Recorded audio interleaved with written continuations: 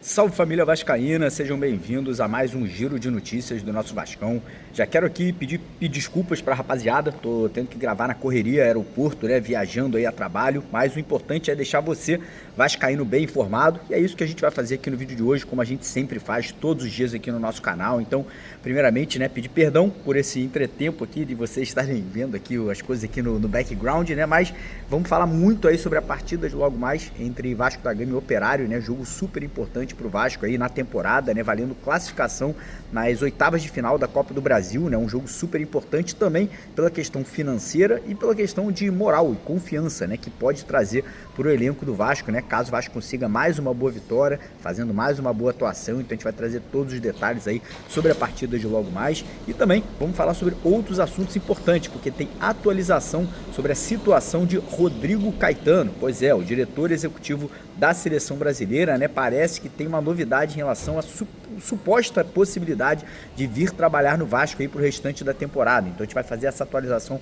para vocês aqui no vídeo de hoje. Vamos falar também sobre a situação envolvendo ali um posicionamento oficial de Fernando Diniz em relação a um jogador que estava de saída do Vasco, né? Um jogador que estava aí praticamente deixando o clube agora no meio do ano, mas parece que o Fernando Diniz aí pediu paciência, pediu calma com o atleta, quer contar com esse jogador aí, porque ele realmente acredita no potencial desse rapaz. Então a gente vai falar sobre isso e também vamos trazer novidades aí sobre uma situação um pouco preocupante, né? Ontem a gente teve uma informação aí referente à situação de transfer ban. Ontem a FIFA notificou oficialmente o Vasco aí sobre a impossibilidade agora do Vasco contratar jogadores na próxima janela de transferências. Pois é, vou explicar direitinho para vocês o que está acontecendo, por que a FIFA aí acionou o Vasco em relação a essa situação e o que o Vasco pode fazer para resolver essa situação, né, e não ter nessa questão de não ter aí condições de trazer atletas, né, de trazer reforços na próxima janela de contratações. Então, primeiramente, eu quero convidar todos os vascaínos que ainda não são inscritos aqui no nosso canal, né, você que ainda não é inscrito, para se inscrever. Lá embaixo do vídeo tem um botão vermelho escrito inscreva-se, né? Então clica lá, vem fazer parte aqui da nossa família vascaína que não para de crescer. Como eu falei, né? Não é todo dia que a gente está gravando em aeroporto aqui nessa situação um pouco inusitada, né? A gente tem lá o nosso cantinho, nosso estúdio, mas hoje, como é correria, estamos aqui gravando para vocês. E obviamente quem puder também dar aquela moral, deixar o like no vídeo, compartilhar o vídeo com seus amigos, familiares aí nas redes sociais, grupos de WhatsApp. A gente vai ficar muito satisfeito, muito feliz com a ajuda de vocês. E lembrar, galera, também que hoje, após o jogo, né, após a partida terminar contra o Operário, vai ter um sorteio de uma camisa oficial de jogo do Vasco, do Pablo Verrete, uma camisa com nome e número do Verrete nas costas. Para participar desse sorteio é muito simples, é muito fácil, é só você doar qualquer valor acima de R$1 aqui para o nosso canal. Tá vendo aqui o Pix que está na tela agora? Do R$1, você vai ter uma chance. Cada R$1 que você doa é uma chance a mais. Então quem doar R$5 vai ter 5 chances, doa R$10, vai ter 10 chances, doa R$50, vai ter 50 chances de levar a camisa do Pirata para casa hoje à noite. Beleza? Combinado?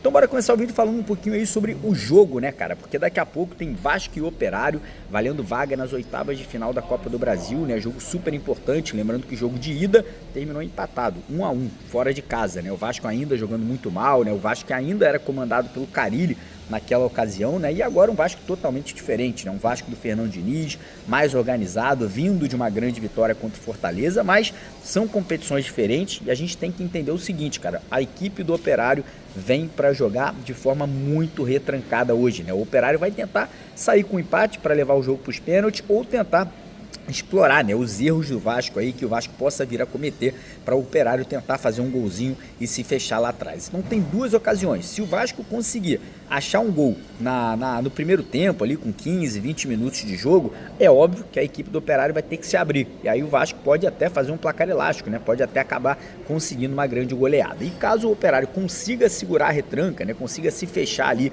e fazer com que o jogo ali fique 0-0 até o final do primeiro tempo, pode trazer um certo nervosismo, né, para a equipe do Vasco, que vai obviamente ter que se expor ainda mais, né, e ter que sair ainda mais para o jogo. O Fernando Diniz Não acredito que vai fazer mudanças na equipe, né? Ele obviamente não teve praticamente tempo nenhum para treinar, né? O Fernando Diniz ali teve só um dia ontem de preparação e hoje a gente já vai para o jogo, então a tendência é que ele mantenha, né, o time titular ali com o Léo Jardim no gol, Piton e PH nas laterais, João Vitor e o Luiz Gustavo na zaga, meio de campo ali com Hugo Moura, Tietê, Nuno Moreira e Coutinho, e Ryan e Pablo Verratti no ataque aí do Vasco. Então, essa é a expectativa, tô torcendo pro Vasco fazer um golzinho ali com 5, 10 minutos de jogo, pra gente poder, né, abrir, né, a porteira e quem sabe conseguir mais uma goleada, né, como eu falei, uma goleada hoje, uma boa vitória hoje jogando bem, vai trazer ainda mais moral pro clássico contra o Fluminense aí no final de semana, lembrando que o Coutinho não joga contra o Fluminense, né, tá suspenso, então, por exemplo, se o Vasco faz ali 2, 3-0 no primeiro tempo hoje, é até uma ideia, né, tirar o Coutinho do jogo, já testar um time sem ele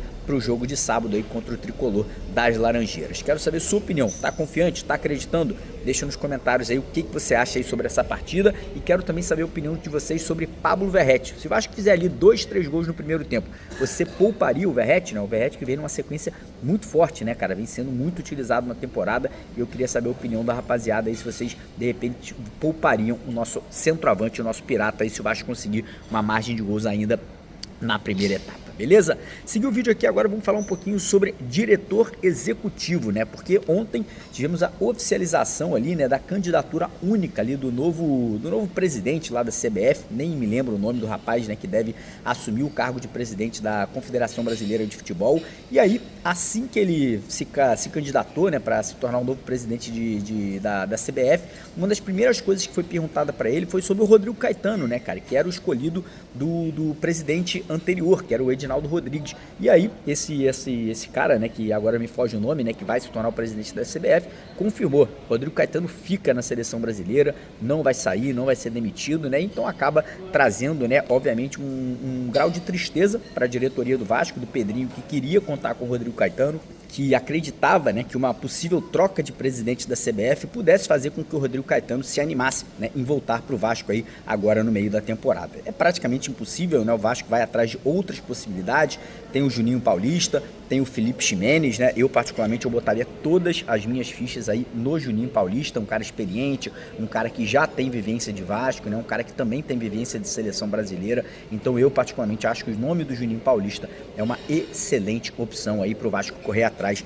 agora para essa vaga de diretor executivo de futebol. Mas enfim, vamos aguardar, a tendência é que até o final dessa semana a gente já tenha mais novidades sobre essa situação, né, sobre essas negociações aí para o cargo deixado pelo Marcelo Santana. Vamos falar agora sobre um jogador, cara, que estava com o pé fora do Vasco, né? Um jogador que já praticamente não vinha jogando na temporada de 2025, que é o Juan Sforza. Pois é, o Sforza, como vocês sabem, foi comprado pelo Vasco, né, por 28 milhões de reais junto ao New Old Boys há um ano e meio atrás, né? E aí no começo acabou sendo utilizado, depois perdeu espaço e esse ano com o Carille, cara, ele nem estava sendo mais relacionado para os jogos, né? E agora, com a chegada do Fernando Diniz, muito se falou, né, que o Diniz não tinha certeza se queria ou não contar com o jogador, mas ontem tivemos de forma oficial, o próprio Fernando Diniz, em conversas internas dentro do Vasco, confirmando que ele quer utilizar o Sforza, inclusive que ele vê muito potencial no Juan Sforza, né? Um jogador que pode jogar de primeiro volante, de segundo volante, e o Diniz vê o Sforza até com possibilidade de jogando um pouco mais recuado, como um zagueiro, né, que tem a saída de bola, né? Aquele zagueiro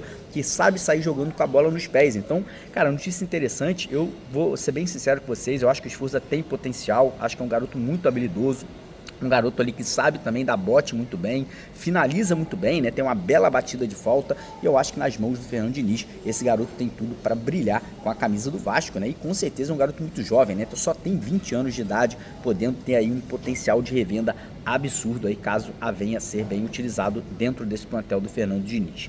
Falar agora sobre uma notícia, cara, que preocupa bastante aí, que é a situação que a gente soube ontem à noite, né, em relação a um transfer ban. Ontem a FIFA notificou de forma oficial o Vasco da Gama em relação aí a uma dívida que o Vasco tem pela compra do atacante Adson junto à equipe do Nantes da França. Pois é, o Nantes foi à FIFA porque o Vasco não pagou, né, a compra do jogador até agora, né, a 777 2017 comprou e até agora, né, a diretoria do Pedrinho não cumpriu os compromissos ali junto com o clube francês. O clube francês acionou a FIFA e ontem a FIFA aí notificou o Vasco, né, sobre esse transfer ban. O que isso significa? Significa que o Vasco hoje, se o Vasco tivesse aí uma janela de transferências aberta, não poderia contratar jogador, né, não poderia negociar vinda de atletas aí pro plantel do Vasco no meio da temporada. E aí, logo após a punição da FIFA, o Vasco, né, através da diretoria da SAF, se pronunciou de forma oficial, falando ali que vai tomar todas as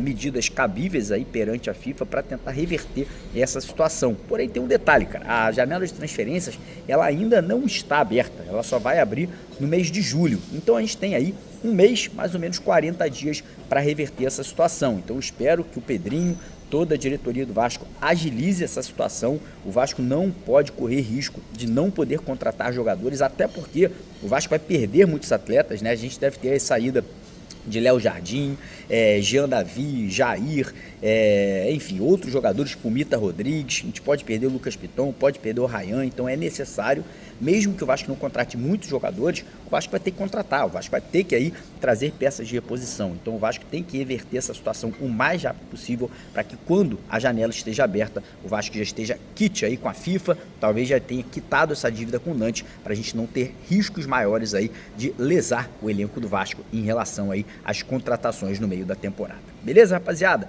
Antes de terminar o vídeo, não esquece, deixa o like para fortalecer, se inscreva no canal se você não é inscrito ainda e quem quiser participar do sorteio da camisa de Pablo Verrete, já sabe, corre lá, o Pix do canal, o Pix tá aqui, ó, aqui embaixo, na descrição do vídeo, no primeiro comentário fixado, tem lá o valor, o número do Pix e aqui na tela para vocês agora também o número do nosso Pix aqui para você participar, qualquer valor acima de R$1 já tá participando. Um abraço, tamo